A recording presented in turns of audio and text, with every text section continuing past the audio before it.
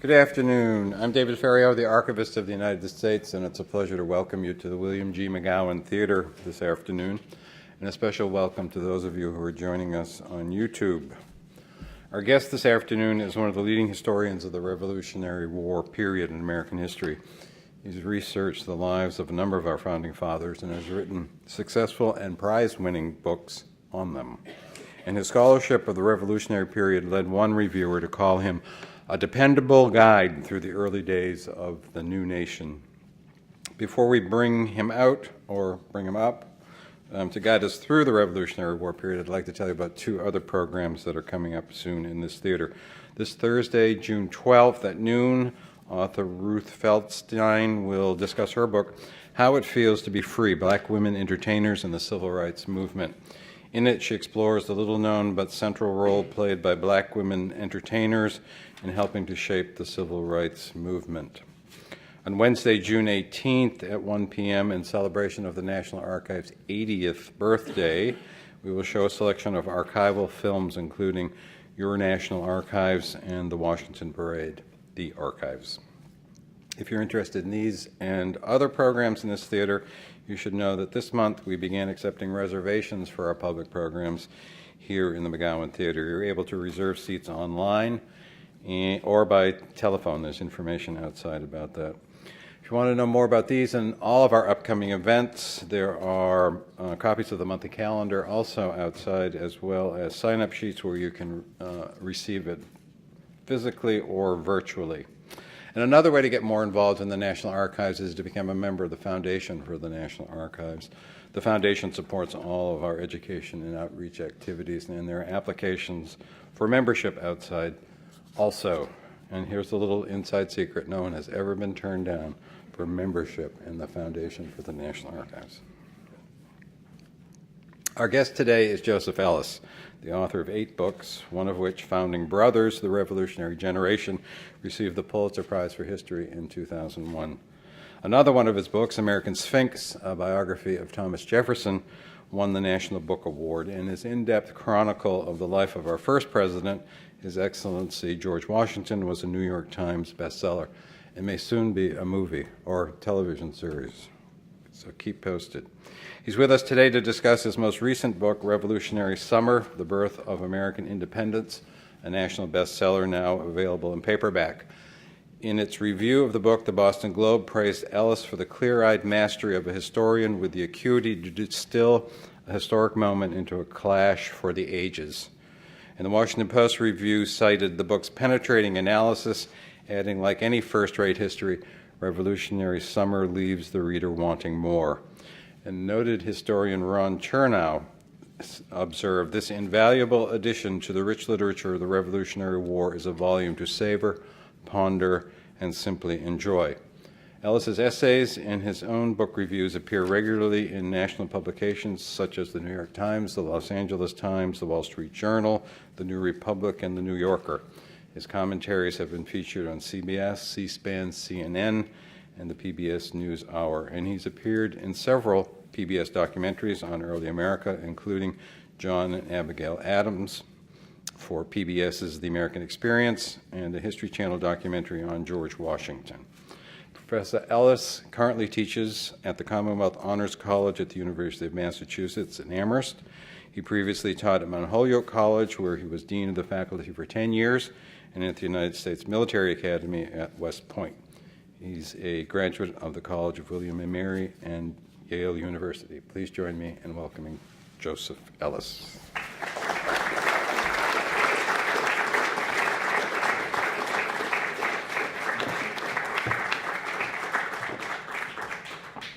Gee, that sounds like a great guy. And thank you very much for that gracious introduction. I'm going to talk to you today. I'm not going to read to you. I think you would prefer that, would you not? I've thought about what I want to say, and I hope I'll be cogent.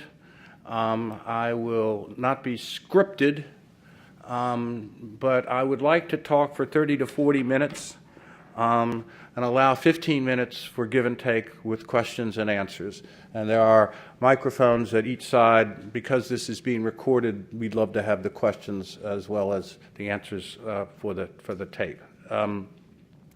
When I proposed to some of my scholarly colleagues that I intended to write a book about how American independence happened, they all, in fact, all of them looked at me and said, "Are you crazy? We already know how American independence happened. A couple thousand books have been written about it. One of the great plays in the American repertory have been written about it, the play 1776, so everybody knows. Turns out that play is historically incorrect. We'll explain that in a second. It's dramatically correct, but it's historically incorrect. I gave myself 6 months after all of my colleagues said you'd be wasting your time, 6 months of research. And at the end of that time, I came up with several questions that I'm going to share with you that I think are questions that haven't been asked or haven't been answered in a way that truly encompasses what we know about what happened in those months of 76. And one of the major ideas in the book, there's a book called Revolutionary Summer. You have to buy this book, okay? My final son, Alexander, who just arrived in Washington to have an internship, has got 2 more years at St. Andrews. Every penny that you give for this book will go straight into the Alexander Ellis Scholarship Fund. So, so let me try and get started here, and I'm going to ask a series of questions and try to answer them. And some of them I can answer well, and some I can't answer well, because they're probably unanswerable. Some questions are unanswerable. The first question I call the Wilkes-Barre question. Anybody here from Wilkes-Barre, Pennsylvania? Very seldom are. The population of Wilkes-Barre, Pennsylvania, is about twice the size of the white population of Virginia in 1776. Now, if we go down to Wilkes-Barre today, and we're assiduous, and we go down the street, and we go through all of the records, can we find George Washington, Thomas Jefferson, James Madison, George Mason, Patrick Henry, and John Marshall? No. Why? Officially, they are there. I mean, in some sociological sense, people with that leadership potential are there. But they haven't appeared. They haven't risen to the top. To put it in the way, one historian, the great British historian, what's his name, Theories of History, leadership only comes in the midst of great crises. And without a great crisis, you don't get great leadership. So I guess there's not any crisis going on in Wilkes-Barre these days. Now, the problem, the historian I was mentioning is Arnold Toynbee. And the problem with this argument is it's true that you need a crisis to get leadership, but we all think of a lot of crises like now that don't produce leadership. So leadership is a necessary condition, but not a sufficient. It has to be of the right kind of crisis in order to produce leadership in the way that rose to the top in America in 1776. Part of the answer, of course, it's an open society compared to England and France in terms of the ability of people to rise. Washington would have never made major in the British Army. Adams would have remained a country lawyer. Hamilton was a bastard. He wouldn't have been anything. But I think it's partially the character of the crisis. And I can't give you this answer in any definition way, but I can give it to you as an anecdote, a story.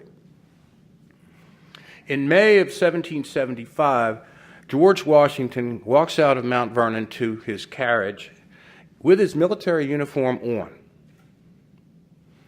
And he tells his manager at Mount Vernon, whose name is Lund Washington, who's a second cousin, he says, Lund, when the British come up the Potomac to burn Mount Vernon, not if, but when, I want you to get out my books and Martha, presumably not in that order.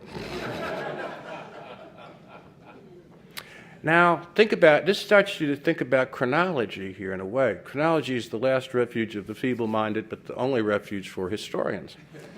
Notice that May of 75 is still 15 months before the Declaration of Independence, but it's a month after the war has actually started at Lexington and Concord. Bunker Hill's coming up next month, okay? Now, they don't know the war started, but it has, and Washington knows. He's got his military uniform on, and they're going to pick him to be the head of the Continental Army. And he expects to lose everything. When Jefferson gets around to writing the words in June of 76, published or made public in July, and says we, share what are prepared to risk our lives, our fortunes, and our sacred honor. It sounds very elegiac and rhetorical, but it was realistically true. And by 1776, Washington was number 2 on the list to be hung as soon as the Americans lost the war. Number 1 was Sam Adams. I don't know, well, they thought of him as the Lenin. John Adams was really upset that he wasn't very higher on the list. Remember how people used to get upset when they weren't high on the Nixon list? Yeah, that's the way it was back then, too. Anyway, I think I didn't finish the story. In 1779, 4 years later, a British frigate does come up the Potomac, and it anchors off Mount Vernon. And poor Lund Washington says, oh my God, the day has come. And he sends a little skiff out with fruit and gifts to appease the British commander. He gets out there, and the British commander says, look, we're just fishing for herring. They don't know it's Mount Vernon. So he just sails on, and Lund writes to Washington and says, you should know that this ship came, and I did this, and I saved Mount Vernon. And Washington says, I am extraordinarily upset. You have sullied my honor. You have appeased. If it happens again, let them burn it to the ground. Oh, okay? Now, it takes a lot to run for president of the United States these days, and I think most people that do it have to be crazy, including Hillary. But it took even more to decide in that moment that you were going with the revolution. And once you decided, there was no turning back. And this happened in the countryside as well. It became a test. If you didn't pass the test, they pulled your house down, depending on where you lived. At any rate, it is a moment where leadership emerges in American history in a way that it will never quite match. Though the great crisis theory works for presidents, Washington, Lincoln, Franklin Delano Roosevelt. Those are the 3 greats, as most scholars. If you get a popular survey, guess what they all say? JFK and Ronald Reagan. Because they don't know anybody that was born, in the 18th century. And okay, second question. Was the American Revolution inevitable? Well, in some long-term sense, it was inevitable that the colonies on the North American continent would eventually evolve independent of the British Isles. But that was going to take another century or so. And it didn't happen that way. It didn't happen in an evolutionary way. It happened in a revolutionary way. And I think that my view is that it didn't have to happen. In fact, most people were extremely surprised that it did happen on both sides. Why? The answer to the problem was clear to both sides. Up until the spring of '76, the consensus was there was going to be a resolution of this along the following lines. William Pitt argued this in the House of Lords. Edmund Burke argued it in the House of Commons. The Continental Congress argued it in a petition to the king called the Olive Branch Petition. We have been saying that our own representatives need to tax us and legislate for us. First it was just tax and then legislate for us. Grant us that right. Allow us to control our own domestic affairs. And we will remain in the empire under the king and under the Navigation Acts. We will recognize the authority of the king, and we will recognize that we are members of the British Empire economically.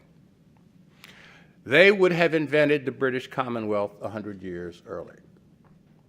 That's what everybody thought was going to happen in both the Continental Congress and in Parliament. Why did that not happen? Because the British decided that they didn't want that kind of answer. They wanted an imperial answer. They wanted a military answer.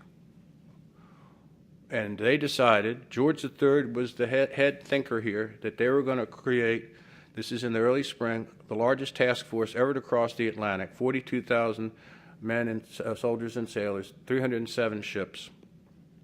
And they're going to put this rebellion down at the beginning. No compromise. In retrospect, this is the biggest blunder in the history of British statecraft.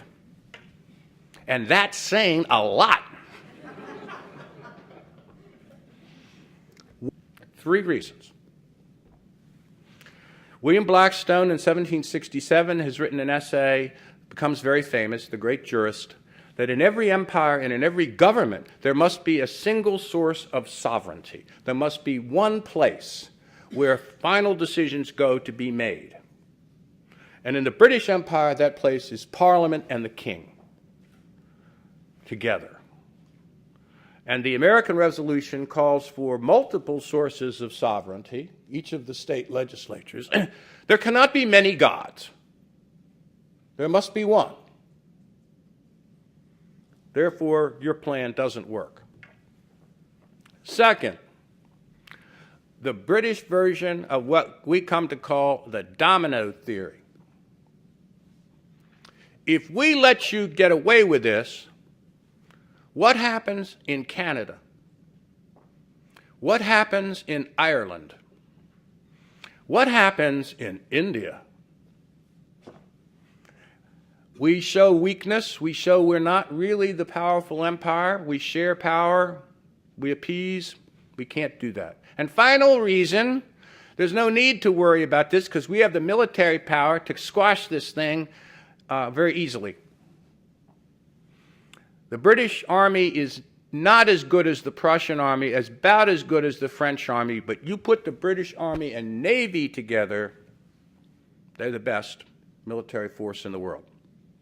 You think about it, how many wars does Great Britain lose between 1750 and 1950? The United States and Afghanistan.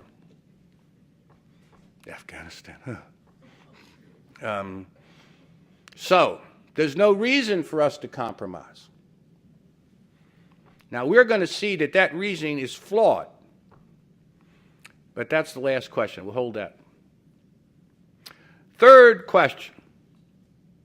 Why does American resolve congeal in the mid to late spring of 1776 around the idea of independence? Because it didn't exist before. The dominant faction in the Congress was the moderates headed by John Dickinson.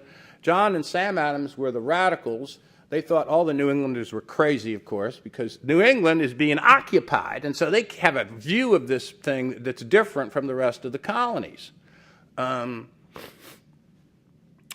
What happens is that the news that the British invasion is coming arrives. Now, if you read textbooks, they'll say, what happens, and this is true, this is historically correct, that Thomas Paine writes this pamphlet in January of '76 called Common Sense, which has this enormous distribution. Modern equivalent would be like 11 million copies. And, but it's read by people, and it makes the case that we need to break our final ties with George III. And that's true. That's true. And Paine does what every journalist in American history has wanted to do, and he writes one piece and changes the way history is going to happen. But the reason his piece is so influential is the particular social and political context in which it is happening. How do I know this? May 15th, John Adams writes this resolution in the Continental Congress. He thinks this is the real Declaration of Independence. This is the one we should be showing here, Steve. And it asks every colony to redo its constitution or charter as a state constitution as opposed to a colonial constitution. Now, if you're going to do that, you have agreed to independence, right? Adams says, this is the lightning that struck. The Declaration of Independence is a mere thunderous epilogue. Well, each state, each colony sends it out to the legislature, and the legislature sends it out to all the counties or towns in the respective colony cum state. I have read all the responses, kept in this 10-volume publication in 1846 by, what the hell's his name? Charles, anyway, Black, I think. Anyway, it's 10 volumes of a potpourri of everything that they tried to collect before the whole revolutionary generation died. They almost all say the same thing. We cannot believe we are saying this. Only 6 months ago, we would have never agreed to this. But now we have no choice. It's no longer a political question. Constitutional issues are no longer the deciding factor. The deciding factor is the invasion. They've hired these Hessians. The Hessian troops are famous for taking no prisoners and raping all women. That's a big deal in much of their responses. Therefore, we don't have a choice because George III has effectively declared his independence of us. So the only town in Massachusetts that says no is Barnstable, and that's a province town. That's because it's way out there, and it thinks the British Navy is going to just bomb the hell out of it as soon as it says this. But it's pretty unanimous. It's an avalanche show, and it's a fundamental change. And what it tells us is the British Empire caused independence to happen. The British Empire behaved about as stupidly as you can possibly behave. And there were many chances when Jefferson writes, you should, prudence dictates that, well, you should, major changes in government should not be taken for light and transient causes. He knows what he's talking about, okay? They make every effort. Fourth question. Why the fourth? Why do we celebrate the anniversary of independence on the 4th? What happened on the 4th? Now, there's a famous picture that hangs in the rotary of the rotunda of the Capitol by John Trumbull, and it says the Declaration of Independence. And if you look it up in Google, they have about 25 replications of it, and some of them say July 4th, 1776. Clue, it's not July 4th. There are 5 guys, 3 of whom are recognizable, Jefferson, Franklin, and Adams, who are approaching a table where there's another guy sitting who turns out to be John Hancock. What most people who look at that think is that's, quote, the signing ceremony. And therefore, it's the 4th of July. It's not the signing ceremony. It's June 28th. It's when the committee that drafted the Declaration presents its draft to the full Congress. Okay? By the way, there is no signing ceremony. The kind of big scene in 1776 where the bell rings and there they get up and sign it never happened. Most of them sign it on August 2nd, the parchment copy. Why did they have it the 4th? Because the printer put that date on the top of what they sent them. And so when people out there got a copy and it got in the newspaper, they said July 4th.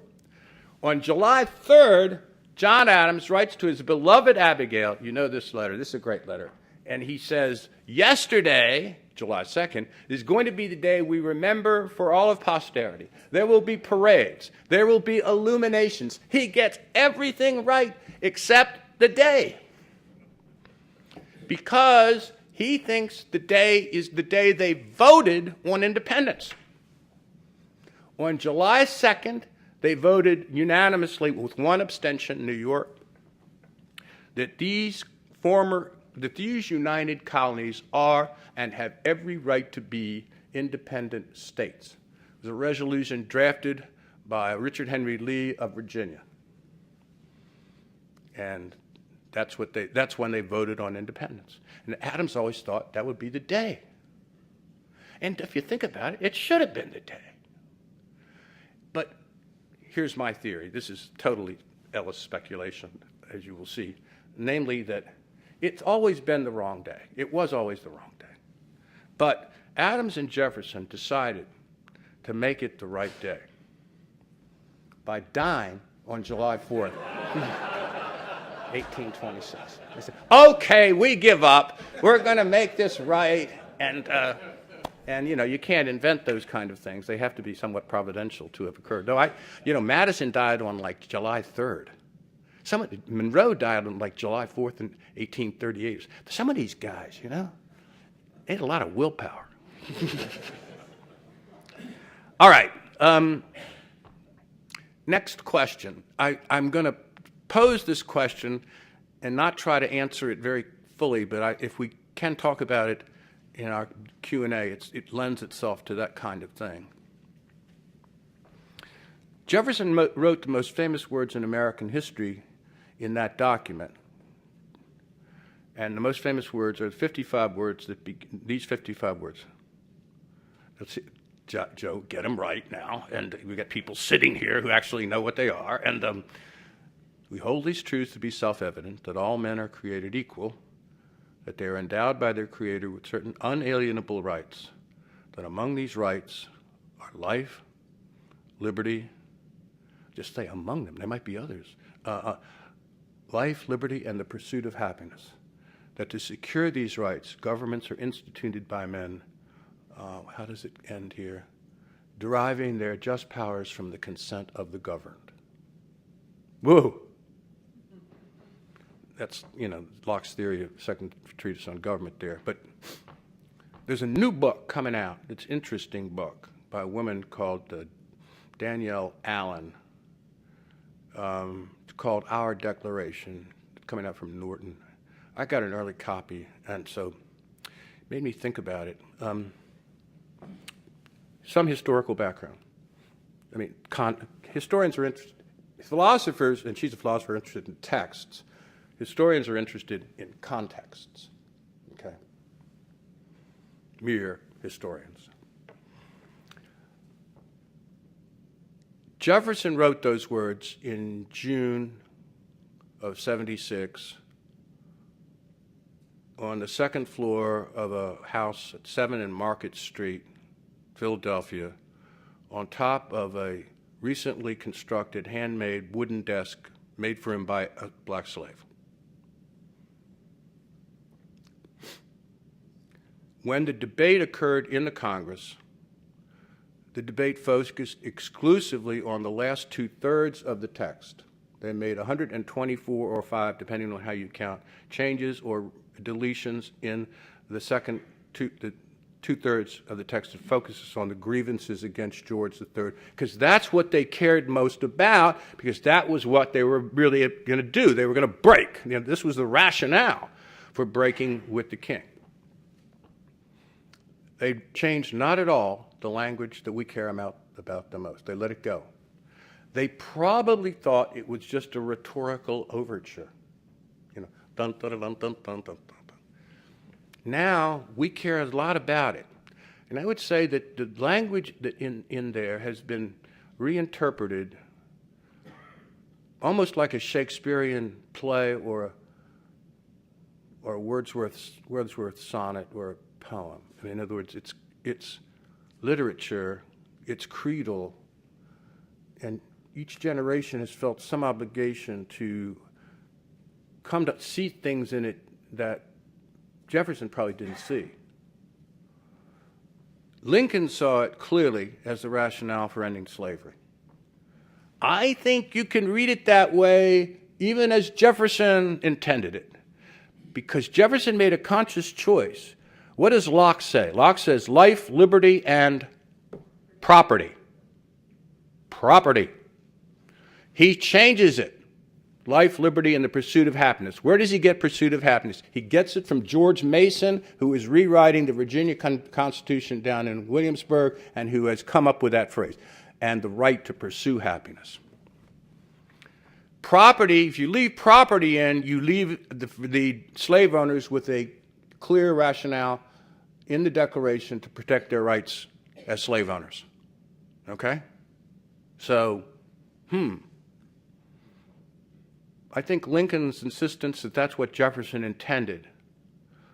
Now, but the truth of the matter is that if he had been explicit about what he intended, as he tried to be, and they deleted it later in the text, it would have never passed. It had to be sly. It had to be attacking from the flank. It had to be done with innuendo, because South Carolina, Georgia were never going to vote for a document that was anti-slavery. That was very clear. And it'll become clear in the Constitutional Convention, too. It's also clear Jefferson was a racist. So the second interpretation of this is Martin Luther King's on the steps of the Lincoln Memorial in August of 1963, when King says, "I've come to collect on a promissory note written by Thomas Jefferson." And that's a note that says blacks and whites are equal, legally and socially. That's a new step. The fact that the new Martin Luther King Memorial is looking straight at the Jefferson Memorial is a very interesting placement, because he's got some things to tell poor Mr. Jefferson, let me tell you. He's got to hear these things. But that's the next step. And if you want to look at a third step, you could look at the same language. Adams uses the same language as the Declaration with some. He adds property. Life, liberty, the property, and the right to pursue happiness is in the preamble to the Massachusetts Constitution, which he wrote single-handedly in 5 days when he was back from France, and he had to go back again. And the Massachusetts court, 2 years later, in 81, interpreted that to be anti-slavery and ended slavery in the Commonwealth on the basis of that. But here's the real goodie. 6 years ago, the Massachusetts Supreme Court ruled that gay marriage could not be prohibited on the basis of that language. Now, did John Adams have that in mind when he wrote those words? Maybe Abigail did, I don't know, but I don't think so. And but it shows how that language has expanded in meaning. And okay, they can say, well, that's really not what it is intended. But then there's people who say that's what the language says. Doesn't it say that? Doesn't it mean that if you're gay, that if you're denied the right for liberty and happiness, that you're being discriminated against? Doesn't it say that? That's what it says. Okay. Last question, and then we'll allow you to pepper me with some questions if they come to you, or have your comments, things you think I'm just dead wrong about. I said that the Brits thought it was going to be a cakewalk. They were going to send all these troops over, attack in New York, put this insurrection down. And in the book, Revolutionary Summer, again, that magisterial book that all of you are going to buy, I spent some time on the campaigns in Long Island and Manhattan, and we really get creamed. If you take a look at New York, it is an archipelago. Whoever controls the sea controls the battle. Well, there's no question about who controls the sea. They should have never defended New York. It was indefensible. And they're going to pay a big price for this. Because Washington is going to start with 28,500 and he's going to end up with less than 5,000. Big defeat. Why? Well, the British Army is much more. The average service of the British Army is 7 years. The average service in the Continental Army at that stage is less than 6 months. They control the seas. Why does he defend this? Why does Washington make the decision to defend this? There's two reasons. One, the British land on July 2nd, the day they vote on independence. They're all going on at the same time. And what would it look like if the day they vote on independence, the Continental Army retreats onto the mainland of the continent? It would look right. Now, because it wouldn't look very good if it got annihilated either. But there's another reason. It's the way Washington thinks about battle and war. The same honor-driven sense that we saw when he was reacting to Lund's policy with regard to Mount Vernon. Washington thinks if the British, in this case Admiral and General Richard and William Howe, present themselves on the field, it is like a challenge to duel. An honorable man must respond to that challenge. This is the reason why in the Revolutionary War, both sides, but let's think on just the Continental Army side, they do things that we'd regard as strange. Like generals won't retreat in the face of incredible disaster because they think it's dishonorable to retreat. The guys are coming up at you, they got cannon, they got muskets. Why do you stand up? Let's just lie down and get down behind some stuff, right? No. And so when the guy's head gets taken off next to you, that's honor. And it's dishonorable to get into a prone position. Some of the medieval chivalric values, in other words, continue to live on. All right, but I'm moving away from the ultimate question. Let me put it to you this way. Which of the following two propositions has the greater amount of historical truth? That should afford some latitude. A, it is a standing miracle. That is the phrase that Washington used. I wonder what a sitting miracle would look like. It is a standing miracle that the Continental Army defeated the British Army and Navy over an 8-year-long war called the American Revolution. It is a miracle. God came down at certain times. He sent the French fleet up from the Caribbean just at the right moment in 1781 to trap Cornwallis. Or the British never had a chance.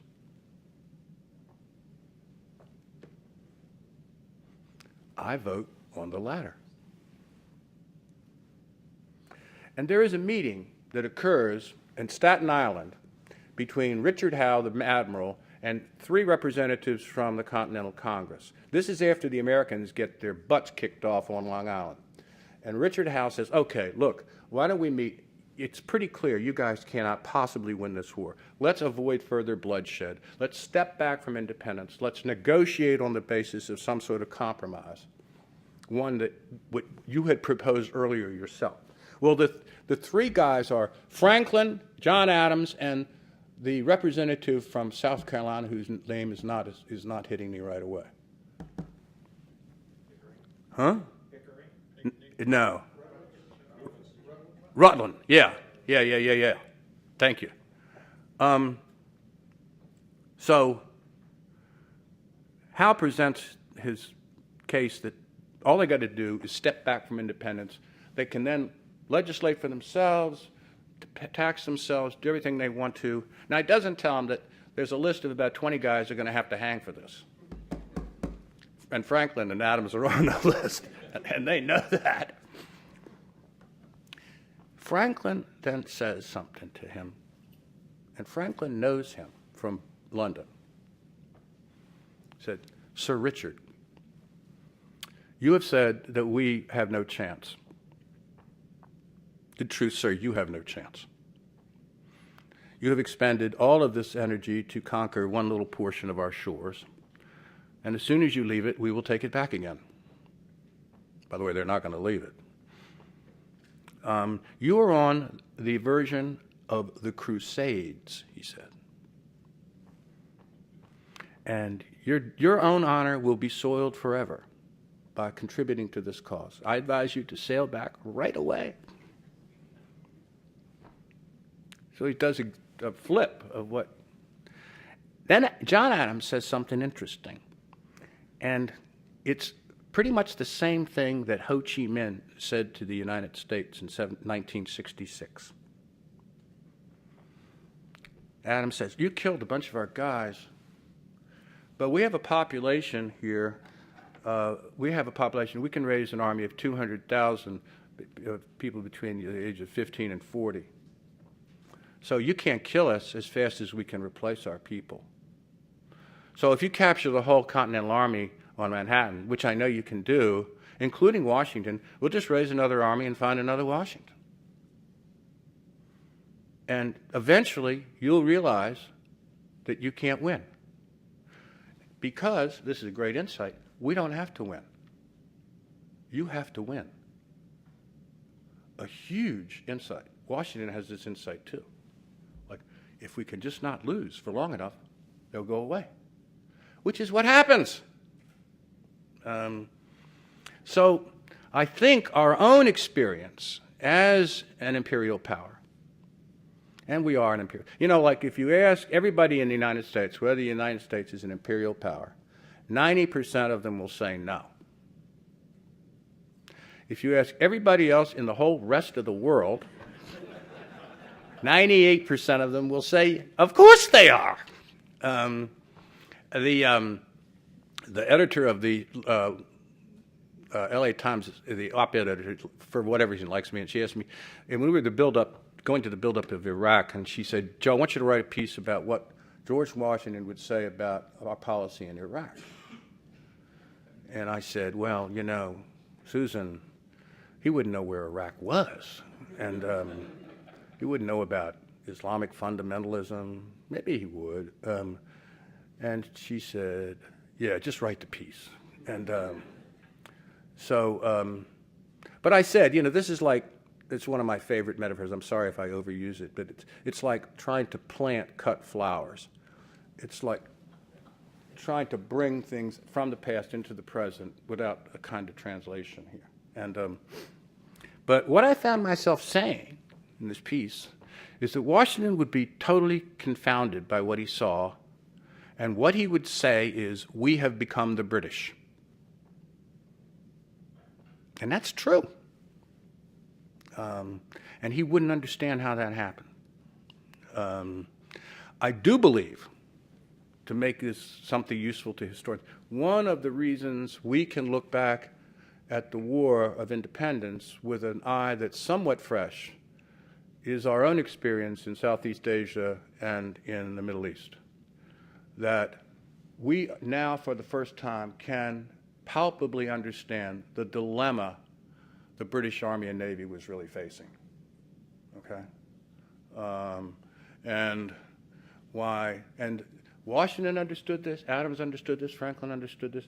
In other words, we're not just imposing this now in the 21st century. So it wasn't just a standing miracle. It was something that was quite realistic to presume.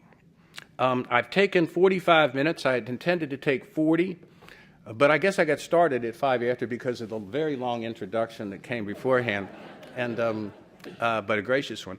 Let me stop then and ask for people who have questions to go to the respective mics on the two sides there. And I would be pleased. I'm an old teacher. I believe in back and forth stuff. And sir, question or comment? Who had more influence over British policy, the king or the prime minister? The king in this instance, which is unusual. But this is George III's attempt to try to recover some monarchical power that had been lost in the settlement of 1688. He really wants the British monarchy to be an equal partner in the making of public policy, not just a ceremonial presence, as of course it is now. And this is his statement. He believes that the conduct of the colonies, British conduct towards the colonies, has not been efficient. We need to get them to pay money, therefore we need to charge them taxes, and when they refuse to pay, we need to impose imperial discipline on them. What really affected him was when the casualties came back from Bunker Hill, because there were like over 1,000 casualties, and it was a really gory thing. And it was, as soon as he sees that, that's when he starts doing things like freezing all American assets, like refusing to allow for any kind of trade with the United States, with what becomes the United States. And that really hit him.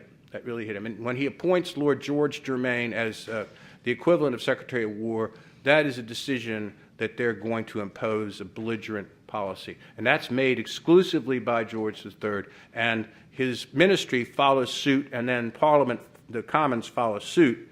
But the initiative comes from the top. It's just like the Iraq War. Cheney and Bush did it all. And it came down from there. Did the king's primacy last pretty much throughout the war? Did the king's what? Primacy, priority?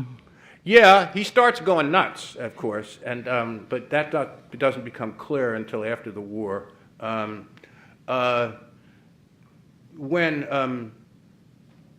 the word comes of the defeat of Cornwallis on the Tidewater, George III is heard to say to his ministry, "Oh God, it's all over." So he knows. He knows. Yes, sir. It seemed to me, excuse me, to be unfair that the British had spent all this money on the French and Indian Wars, expected the Americans to pay for it, and we said, well, thanks for spending the money, but we don't want to pay for it. Were there Some any... truth to that. Some truth to that. Yeah. Are you Canadian? You what? Are you Canadian? No. Okay. That's a big story in Canada, yeah. But were we just basically people who shirked our debts, or was there any substantial number of Americans that actually said, you're right, thank you for saving our butts, here's the money? Were there any people arguing to pay them? Yeah, there were people called loyalists.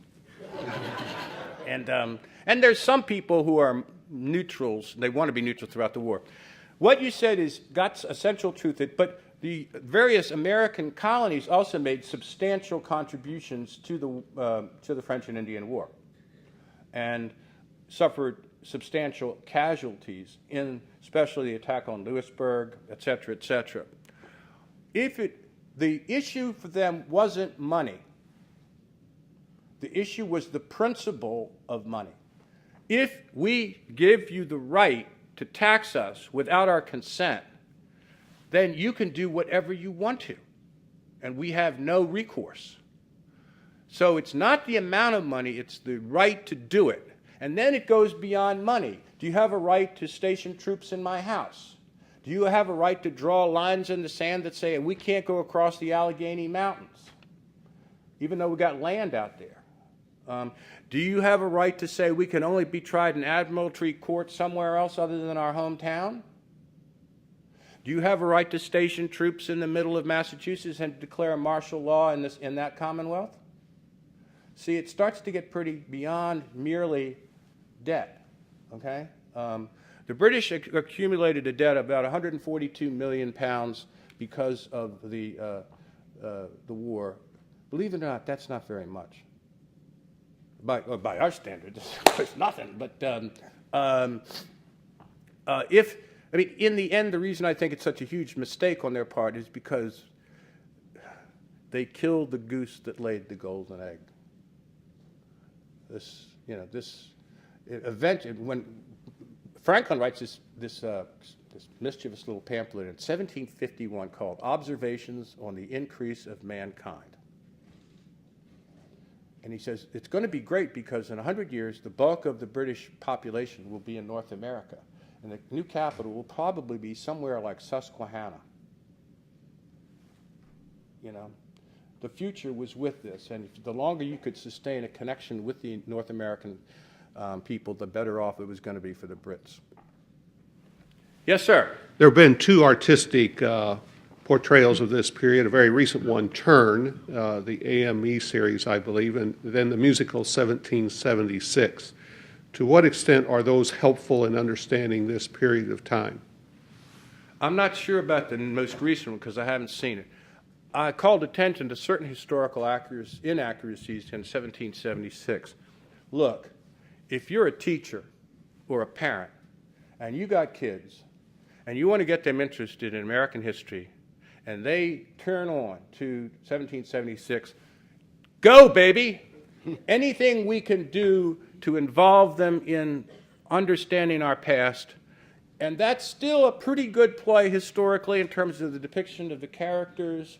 A lot of the students that I had that later went on to get PhDs, the first thing they talked to me about with me was they were kids and they got turned on to, the guy that played Thomas Jefferson, and who, by the way, is an Amherst graduate, in the play 1776. I'm not a purist, and if they make a film of this Washington book, which Warner Brothers bought the rights to, I wrote this book on Washington, they're going to make all kinds of stuff up. I can't control that. But if it involves people in an understanding of the period and the character, that's okay by me. I'm really, I don't know whether you call it an intellectual prostitute, but something close to that. Did you want to follow up, sir? Well, you go to him first. Oh, okay. Yes, sir. Hi. Why didn't the Howe brothers take the gloves off right away? I mean, you know where I'm going with Yeah, that. yeah. What he's saying is that both of the Howe brothers had a chance to destroy the Continental Army on Long Island and then again on Manhattan. General Clinton, who's second in command of the land forces, says, if I had been in command, the American Revolution would have been over in the first 2 months. He says that in his memoirs. He's a kind of crazy guy. But the Howe brothers, William Howe was in the House of Commons, and his brother was in the House of Lords. They're both Whigs. They both opposed the policy of George III and Lord George Germain towards America. Their older brother had fought and died at Ticonderoga, and the colony of Massachusetts had taken up a fundraising program to give him a plaque at Westminster. And they always remembered that. The other thing that they're looking for somebody to head the British Army. Guess who they go to? They go to Jeffrey Amherst. And Amherst says, I will not fight the Americans. Everybody accuses Jeffrey Amherst of being the guy that does the smallpox and all this stuff. But they all did that. But he refuses to head the British force. And so they got to get somebody to head it, and the Howes are the next best, even though the Howes don't believe in the cause. So the Howes say, if we go and head the Army and the Navy, we also have to be given the right to negotiate as peace commissioners. Now, they don't give them a lot of leeway here. They wanted more leeway than they had. But what they think they're going to do is give the American Army a bloody nose, put the fear of God into them, a proportional infliction of pain, and then say, okay, now let's negotiate a peace to this thing. They wanted to come back as peace commissioners more than army victors. Well, the truth is, if they had gone all the way and destroyed the Continental Army on Manhattan, which they could have done, it's the only way the British could have won the war. Because nobody knows what would have happened if at the very beginning of the war, the whole army and Washington gets wiped out. Now, I still think they would have found another Washington. But if you want to argue they could have won the war, they had to win it early, and that was the time to do it, and they missed it because they misread the level of loyalty to the American cause. We got room for one more, and then we got to go.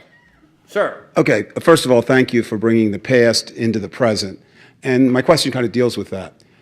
We have political figures today that are fond of quoting different things and using, the founding. I'll say like a Michelle Bachmann, who might say, we need a president like Benjamin Franklin again or something like that she's been known to do, or other people. So I have two questions.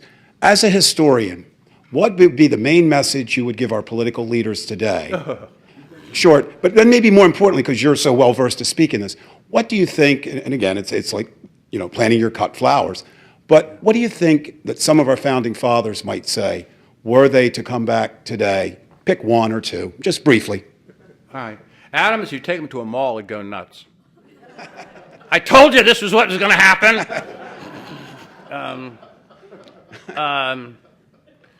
Washington, we worried about what Eisenhower calls the military-industrial complex. Franklin would be the one to be able to sort of get along.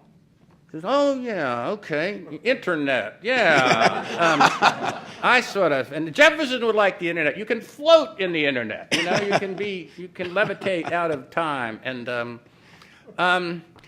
in fact, I'm thinking, I'm telling you, this autobiographical truth. I'm trying to figure out where I go next. I've got another book already in the can, but I'm thinking of a book called Now and Then.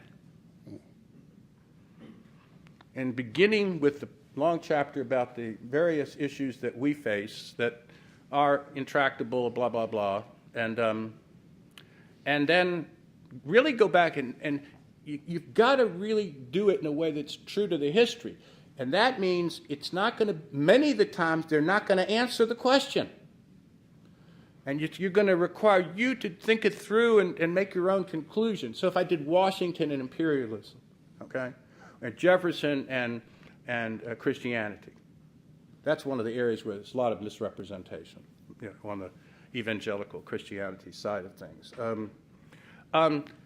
Final thought on this, because I get asked this question, we're now in the middle of the city of Washington.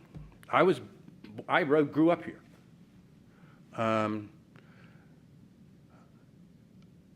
In my lifetime, I've never seen a level of dysfunction equivalent to the current dysfunction on the Hill.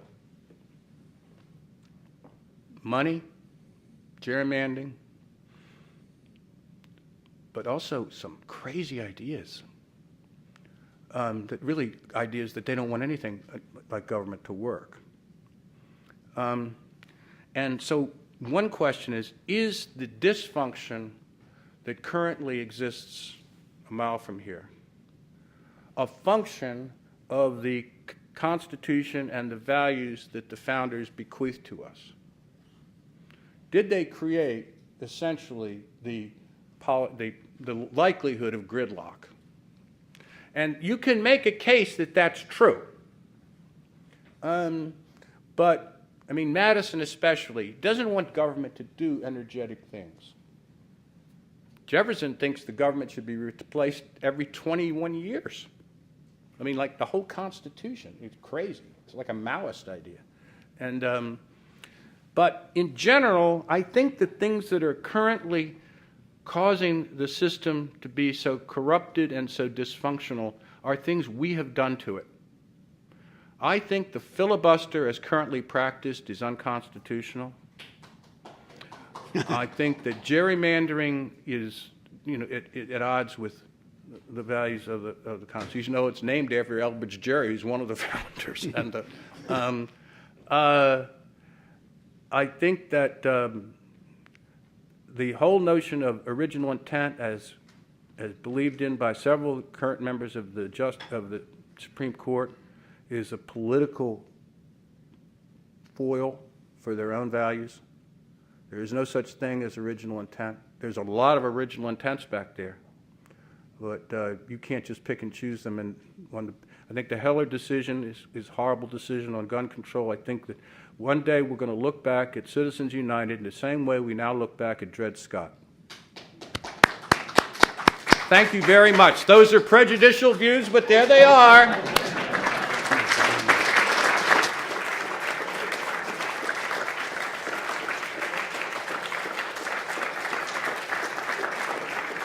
And they tell me I'm going to go sign books somewhere, and I will do that. And I will even inscribe them if you would like me to. I'll do anything for you to